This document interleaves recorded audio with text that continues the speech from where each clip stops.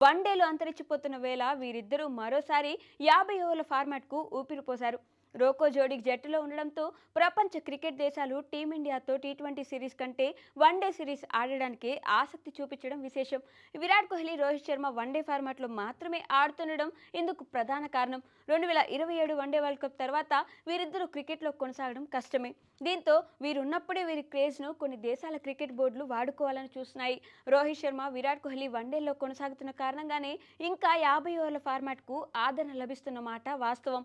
దీంతో వీరిద్దరూ ఉన్నప్పుడే వీరి క్రేజ్ను అన్ని దేశాల క్రికెట్ బోర్డులు క్యాష్ చేసుకోవాలని చూస్తున్నాయి. చాలా దేశాలు కోహ్లీ, రోహిత్ ఉన్నప్పుడే తమ క్రికెట్ బోర్డు ఆర్థిక పరిస్థితి డెవలప్ చేసుకోవాలని భావిస్తున్నాయి. న్యూజిలాండ్, శ్రీలంక, ఐర్లాండ్ క్రికెట్ బోర్డులు ఈ విషయాన్ని ముందుగానే గ్రహించాయి. అందుకే రాబోయే పర్యటనలు మరిన్ని వన్డే మ్యాచ్లను యాడ్ చేయాలని ఈ మూడు దేశాల క్రికెట్ బోర్డులు బీసీసీఐని రిక్వెస్ట్ చేశాయి. టీమిండియా మ్యాచ్ అంటే అది కూడా కోహ్లీ, రోహిత్ జట్టులో ఉంటే స్టేడియం హౌస్ఫుల్ కావడం ఖాయం.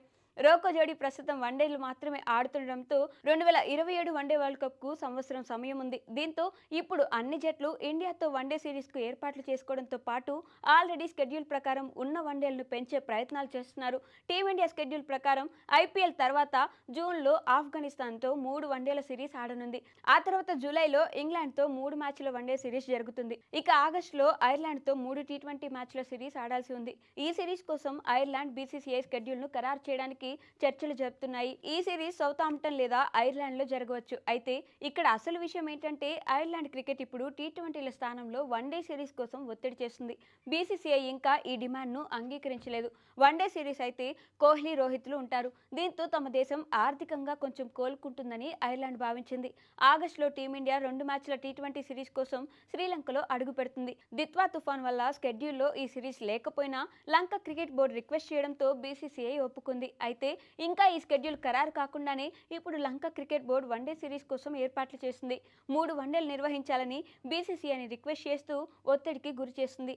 ఎందుకంటే రోహిత్, కోహ్లీ వన్డే ఫార్మాట్ మాత్రమే ఆడడం ఇందుకు కారణం. బహుశా వీరిద్దరికీ ఇదే చివరి శ్రీలంక పర్యటన కావచ్చు. టీ20ల బదులు వన్డే సిరీస్ నిర్వహిస్తే తమ బోర్డు ఆర్థికంగా లాభపడుతుందని శ్రీలంక క్రికెట్ బోర్డు ఈ నిర్ణయం తీసుకున్నట్లు సమాచారం. ఇక ఇదే రూట్లో వెళ్లి న్యూజిలాండ్ సక్సెస్ అయింది. 2026 చివరిలో టీమిండియాతో న్యూజిలాండ్ జట్టు మొదట 2 టెస్టులు, 3 వన్డేలు, 5 టీ20 మ్యాచ్లు ఆడాల్సి ఉంది. ఇదిలా ఉంటే రోహిత్, కోహ్లీ ఉండడంతో కివీస్ క్రికెట్ బోర్డు మరో 2 వన్డేలు అదనంగా యాడ్ చేయాలని సూచించింది.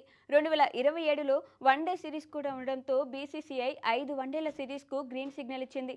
దీంతో చాలా సంవత్సరాల తర్వాత 5 వన్డే మ్యాచ్ల సిరీస్ చూడబోతున్నాం.